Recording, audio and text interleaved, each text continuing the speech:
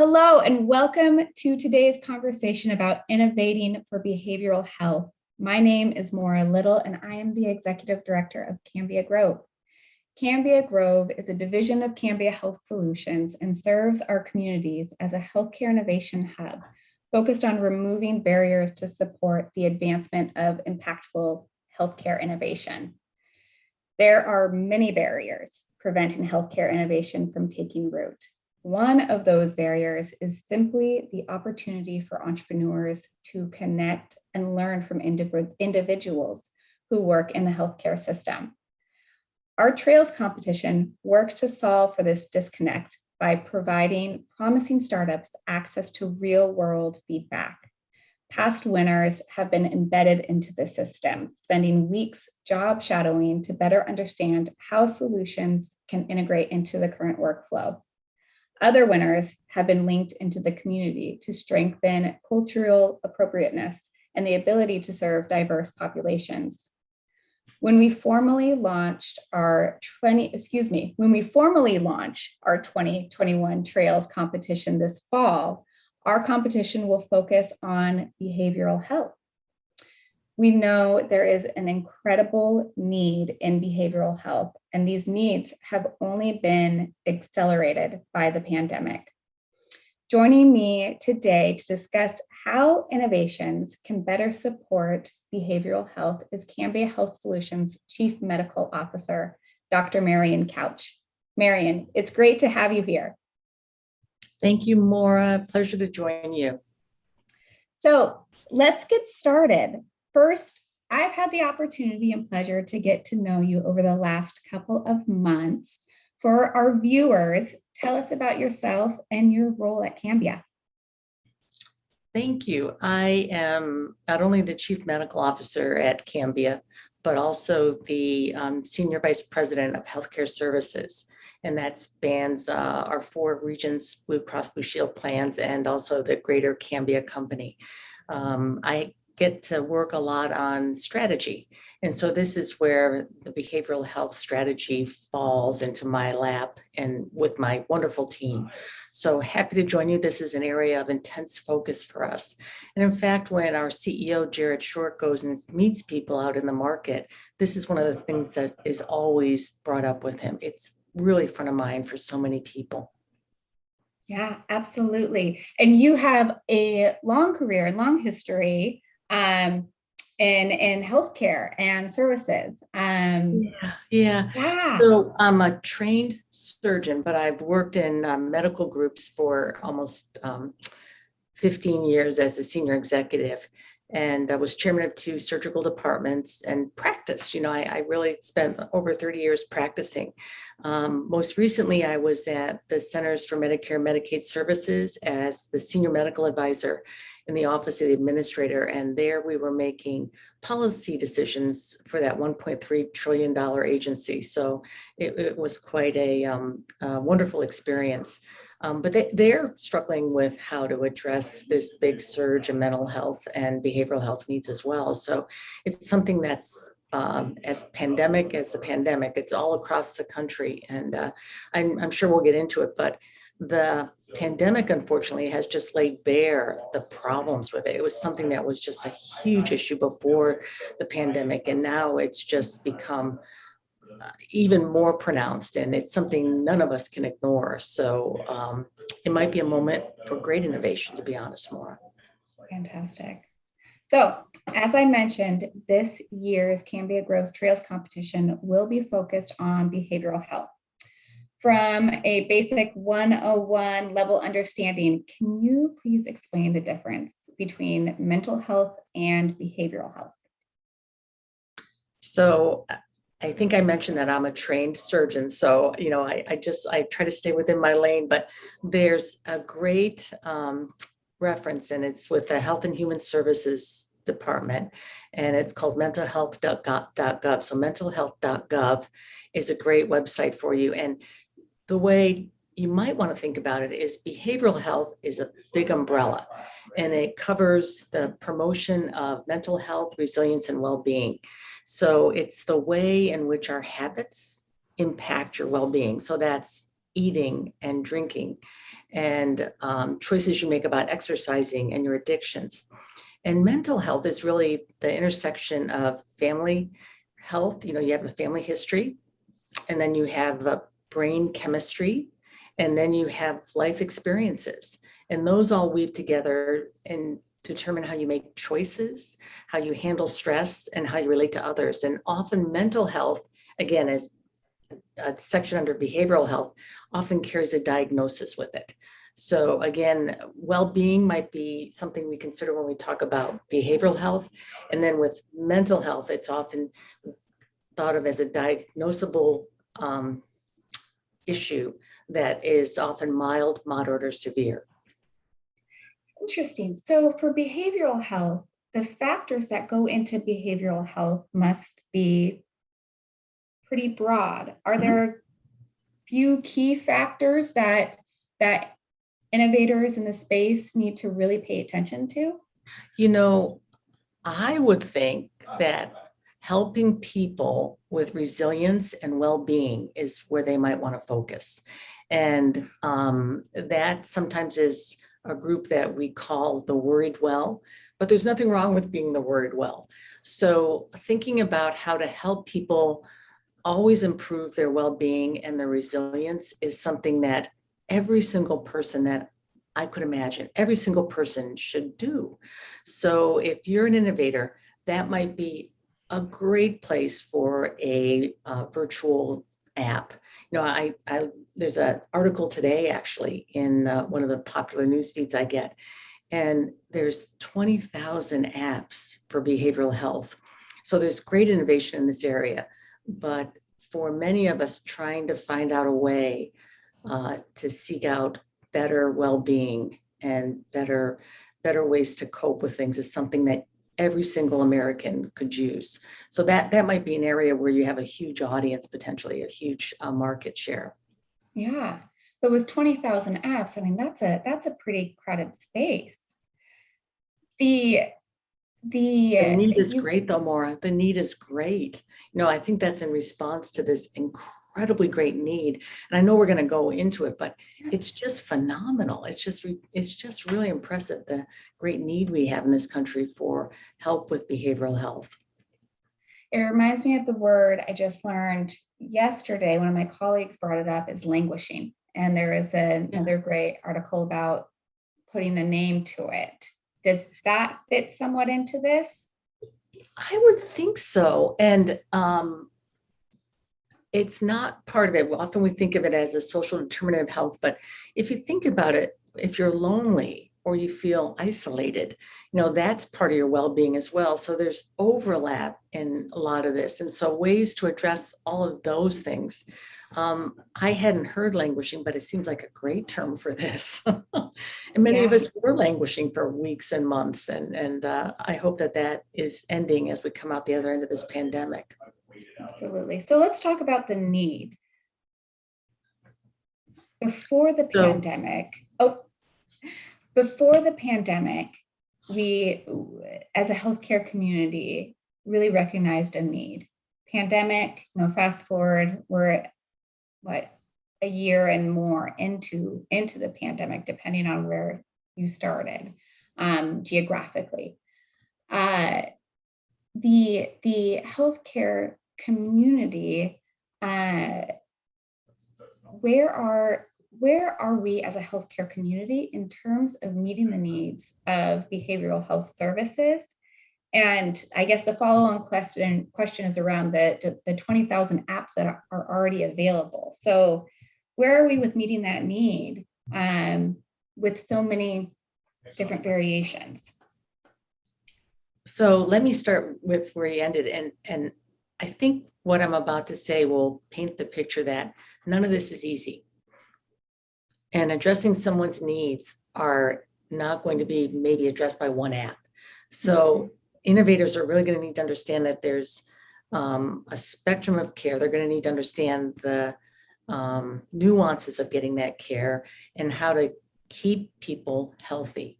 And so an app it's not a one and done. So I think that's important. But let me read you some of these statistics that our experts at Cambia shared with me. And again, we have medical directors who are trained in mental health and our psychiatrists. But prior to the pandemic, 1 in 5 American adults had a diagnosable mental health illness, 1 in 5. And 1 in 25 Americans have a serious mental health illness. Only 43% of them got treatment. Only 43% of the 1 in 25 got treatment. Oh, of anybody who has mental health treatment, correct. But especially the serious mental health issues, those with mental health issues. The delay in getting care when you're referred is not 10 weeks, not 10 months, but 10 years. And this is from the NIH. This is data from the NIH. We have a 10-year lag in somebody making referral and then getting the care they need. And if you have a diagnosis, for instance, of an anxiety disorder, only 20% of people who receive a diagnosis of an anxiety disorder will get treatment that same year. And of those who get a diagnosis of a mood disorder, only a third of those will get treatment that same year. That's how dire the situation is. We have, for instance, in the Pacific Northwest, we have a very high prevalence of mental health illness. And unfortunately, we have the lowest number per population of providers of any type of mental health and behavioral health providers. And those aren't problems that are going to be easily solved. It doesn't easily lend itself to correcting by training new physicians and new psychologists and other experts. It just takes a long time, and there's not a program in place to address that right now. So we're facing a baseline 10-year delay in getting care. And then looking at Cambia data, Maura, we've got a 35% increase from the pandemic, during the pandemic, of behavioral health claims, meaning there's a huge, more than any other specialty, there's a huge increase in the number of people seeking care during the pandemic. For a country, this means that you have about $300 billion in avoidable expenses because we're not properly caring for our fellow Americans. And sadly, for instance, suicide remains the 10th leading cause of death, with about 43,000 per year. And the data coming out, which I can't speak to in detail, but it's being published about younger people bearing the brunt of that, is really just soul crushing. But the numbers are striking and they're rising, and we're not able to effectively address it. So when we also look at our claims data, for instance, which is a way to look at our members, behavioral health is one of the most prominent chronic conditions that we get. You know, it's a tremendous number of our members will have these issues, and they're ongoing, they're enduring. And so it's, again, not one and done. It's not one app and people move on. It's going to take a really concerted effort to treat all these folks and get them feeling better. Yeah. So you touched a little bit on the barriers around access. Can we dive in a little bit deeper? So it's 10 years on average. That's quite a bit of time. Yeah. What are some of the barriers here that are contributing to that wait? In the pre-pandemic, we had people struggling with getting access to a provider. And then you often had to get up and leave your office or work and drive there and wait in an office and then drive back. So access and time to travel, and there is tremendous stigmata. There's a stigma to getting care, and it's hard to overcome. We're seeing now, thanks to the pandemic, an incredible acceptance of telehealth, and it seems to be beautifully suited for behavioral health visits, virtual visits. It seems to be a great solution. So we're seeing the stigma drop, and we're seeing, for instance, more men seek care. We're seeing more people over 65 seek care, and more people who have Medicaid rather seek care, which is great. We're seeing an increase in women who are having more issues with alcohol and substance abuse, and we're hoping that maybe they can help seek care this way. But one of the silver linings, and I say that, and I don't take lightly the devastating effects of this pandemic, but one of the silver linings is that we know now that behavioral health is perfectly suited for this. So I think access and stigma are two areas that are really going to be helped by the telehealth and being able to do virtual care and reach someone via a program or a platform, and have that help us with our high prevalence and low number of physicians and other healthcare providers in the area. Cost is also an issue for folks, but we're finding that the good news is a lot of health systems and payers understand the importance of it. I'm going to tell you a story. It's a little tangential, but I never forgot this. While I was in Washington, we were working on another project. For instance, we're trying to figure out how to get appropriate care for people who have chronic pain, such as knee pain. And we met with this incredibly prominent surgeon, and he was advocating for behavioral health, weight loss, all sorts of people in a healthcare team that could address issues with pain. Because he said to me, Marian, I'm so tired of replacing knees for people who are depressed. So you were really coming to understand, even surgeons, that a lot of what we do is not because a person has a problem, it's because they have another issue. And a lot of it's behavioral health. And, so depression is an example of that. And so if we could adequately treat a lot of people for depression, they might find other ways that didn't require a surgery, because it's so discouraging to do all these other things and still have the underlying root cause still there. So I would opine that a lot of payers are understanding the importance of treating behavioral health and want to treat it, because we understand we're probably paying for a lot of unnecessary care because we're not addressing it. So I would say in the past, I think 2 or 3 years, a huge understanding of the importance of behavioral health and thinking of a person in a comprehensive way. So I do think this is a silver lining in a way.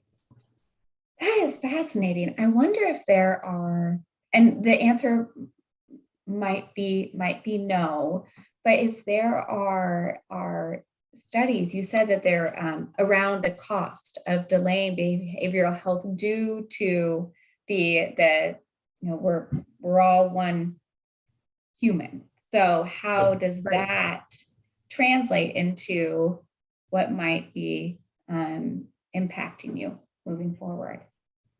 I think there must be, I can't cite them chapter and verse, but it's hard to get up sometime and go out and exercise and eat well and make good choices when you're not feeling well. When you're struggling, it's hard. And so I'm sure there are studies on that, but it is contributing in my mind to a lot of waste. And the saddest thing is people are falling through the cracks. I would say to innovators, if you're going to innovate in this area, have a way to show me as a payer, you're not going to let my members fall through the cracks, that you're going to help me make sure we've got line of sight and are offering them choices and assistance with getting the care that they need. Yeah.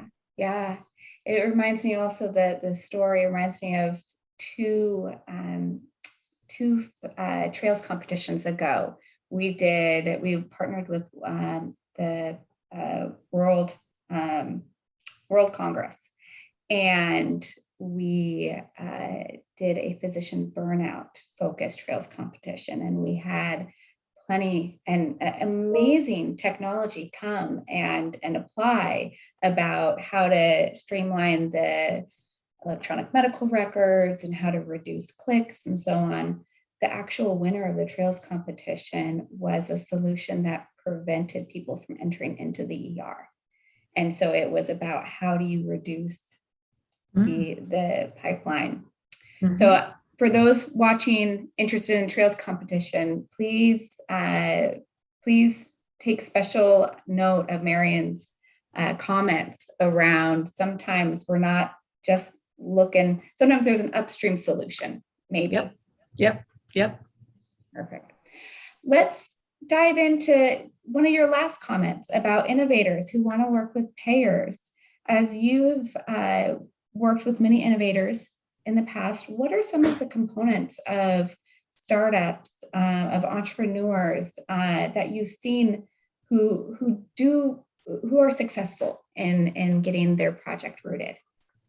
So, Maura, let me start by saying we need innovation in this area. The need is great, and don't worry about the 20,000 apps. Again, there are parts of it, and a more comprehensive solution. Innovation is something that will save us, to be honest, and we're not where we need to be. So keep on innovating. For me, it's important to convey to folks that want to think about helping with great solutions. You've got to demonstrate a return on investment to, for instance, if you're going to try to partner with us, and things such as patient activation, patient engagement, just don't work. I can't demonstrate an ROI. There's validated measures, there's validated surveys and questionnaires that will truly help me understand if our members are getting better. I think member outcomes are important, and that often is their satisfaction, their voice. Did I get the outcome I need?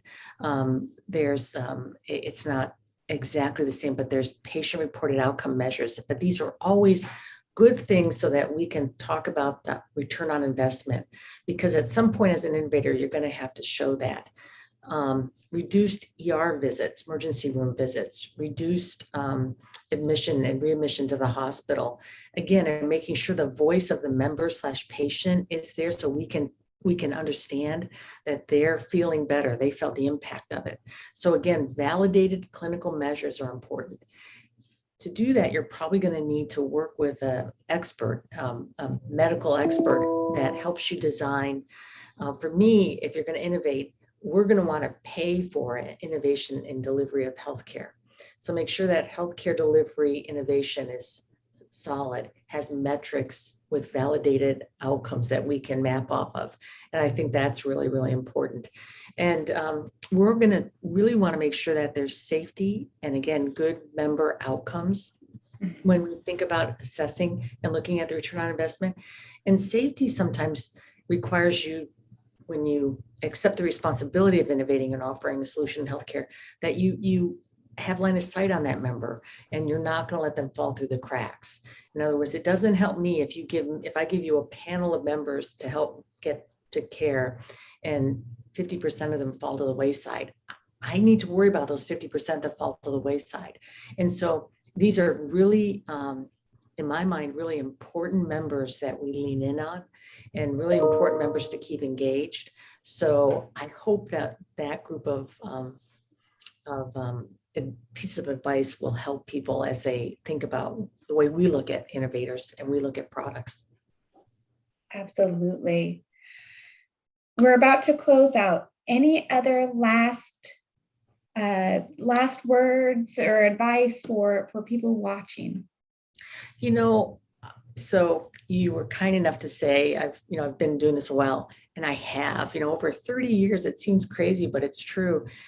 I've never seen a moment of innovation like this. I've never seen it. The pandemic has just made everyone think about things differently. And we were sort of stuck in a rut. And I think now we're not. So go innovate. I don't think you'll ever see a time like this again. I don't think I'll see a time like this in my lifetime. This is it. So it's a moment of tremendous innovation. We're looking for new ways of doing things. And virtual is one of them. But think outside the box, talk to smart people, gather different voices. It's a time like none other that I've ever experienced. Fantastic. Marianne, thank you so much for joining me to share your expertise in this field.